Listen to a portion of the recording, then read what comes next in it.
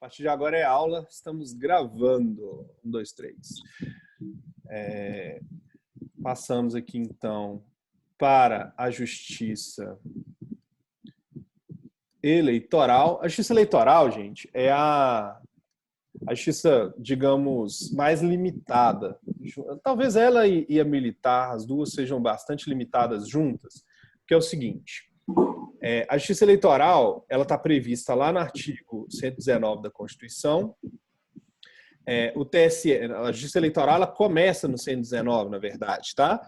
Porque é onde... 118. 118? Peraí, Júlio. Deixa eu colocar minha Constituição no ponto aqui. 118 que fala dos órgãos. Muito bem.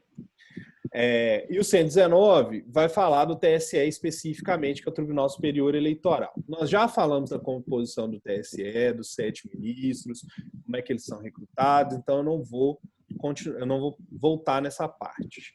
O interessante é que é o seguinte, o TSE não é só um órgão de julgamento, né? O TSE ele funciona também para administrar o processo eleitoral. Né? Então, as eleições, tudo que envolve essa lógica eleitoral do Brasil, o TSE funciona como órgão administrativo.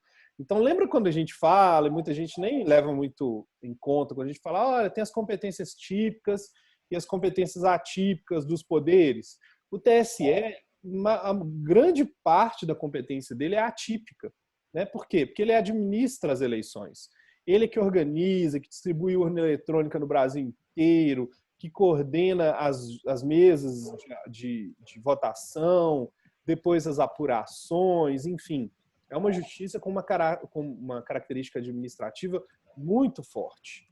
Né? E isso mostra que essa competência atípica aí, ela é muito presente no Poder Judiciário Eleitoral brasileiro. Né? Então, eles são os responsáveis diretos pela administração do processo eleitoral e eles vão julgar as causas que envolvam essas eleições. Né? Então, está ali no artigo 119 a composição, mas a competência está no 121. E, basicamente, a competência vai trabalhar as questões envolvendo as eleições. E ela vai estar prevista na sua maior parte, ou quase que na sua integralidade, no Código Eleitoral. Né? O TSE, então, ele coordena o que a gente chama de justiça eleitoral, que também é uma justiça especializada. Os TREs, né, eles estão ali disciplinados no artigo 120 da Constituição. Né? Esse artigo 120 da Constituição, ele fala que tem que ter um Tribunal Regional Eleitoral na capital de cada estado do Brasil, e um no Distrito Federal. Então, tem 27 tribunais regionais eleitorais, um para cada estado, mais um lá no Distrito Federal. Esses tribunais regionais eleitorais, sob composição, nós também já falamos, mas rapidinho, está no 120, parágrafo 1º. Né? São 2 que vêm do Tribunal de Justiça, 2 que vêm dos juízes de direito, né? Um juiz federal, e 2 advogados vão compor aí os juízes dos tribunais regionais eleitorais. Agora, mais interessante é entender essa segunda estrutura aí. Olha.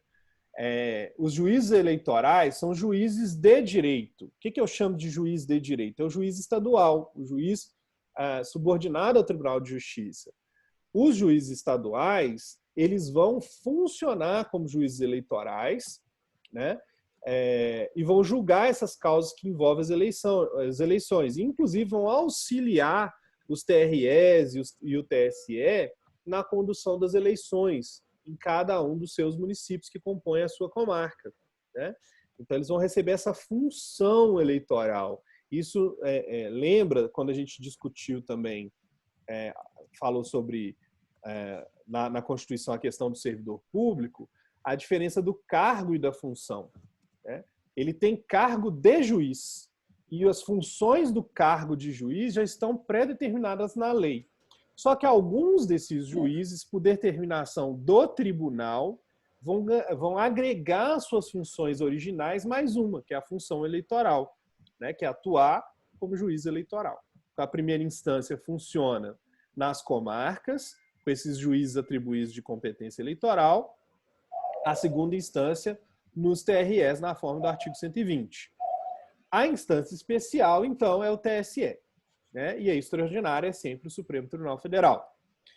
Além dos juízes eleitorais e dos tribunais eleitorais, tem as juntas eleitorais. A junta eleitoral, ela não está prevista na Constituição, ela está só mencionada lá na Constituição, então ela existe por previsão constitucional. Quem disciplina isso é o artigo 36 do Código Eleitoral. A junta eleitoral tem um juiz e 4 cidadãos. E basicamente o que uma junta eleitoral faz?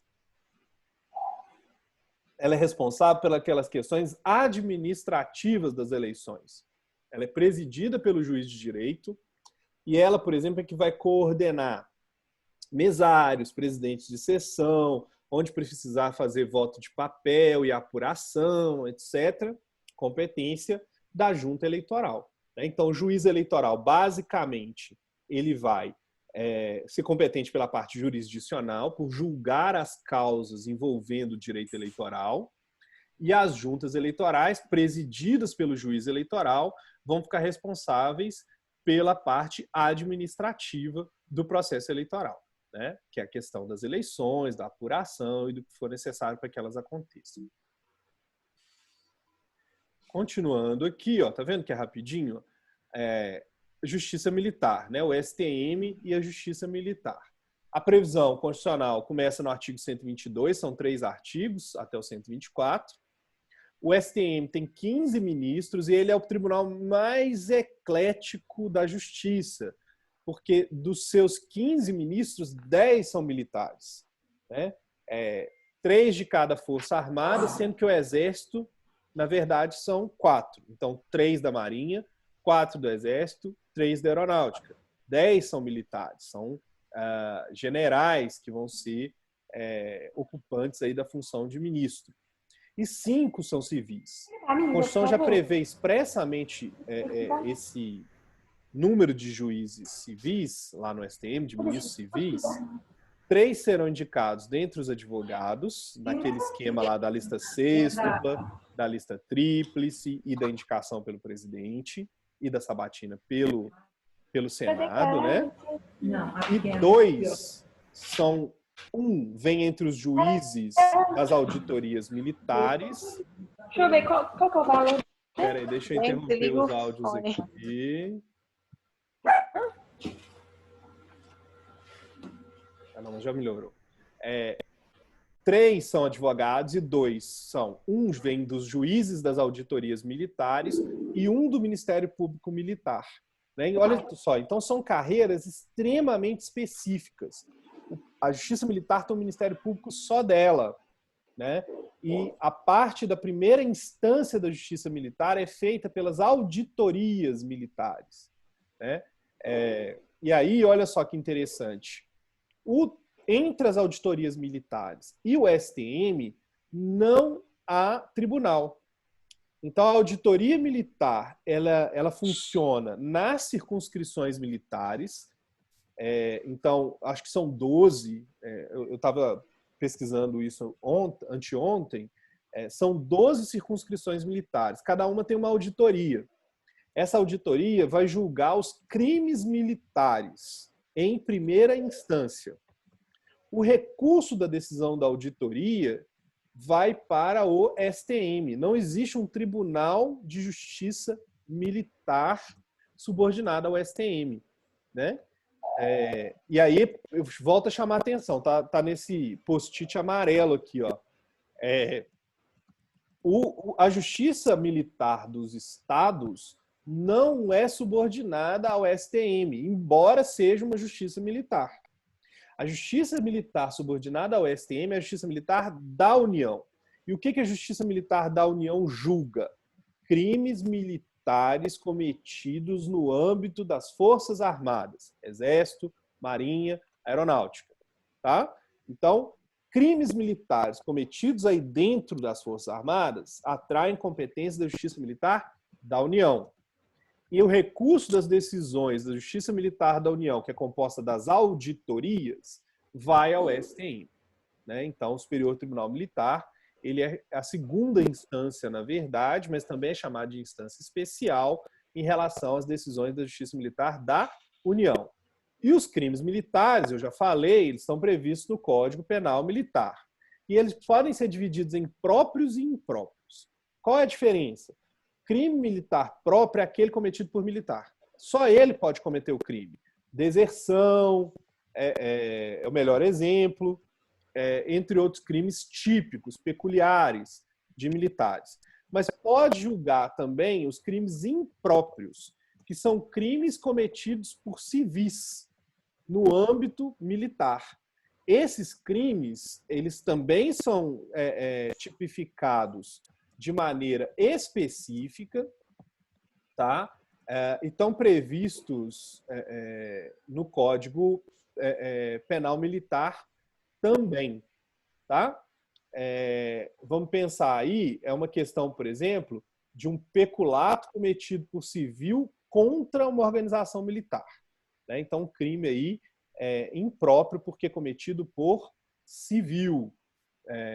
Então, também vai atrair a competência da Justiça Militar. E, óbvio, também as questões envolvendo a disciplina nas Forças Armadas, né? Também são julgadas lá na Justiça Militar da União. Então, basicamente, sobre a Justiça Militar, é isso que eu gostaria de falar para vocês hoje. Ó. É uma justiça bem diferente das outras e que funciona com uma lógica própria da ideia de hierarquia e disciplina que é exigível dos militares. Beleza? Terminamos por hoje. Deixa eu só concluir a gravação aqui.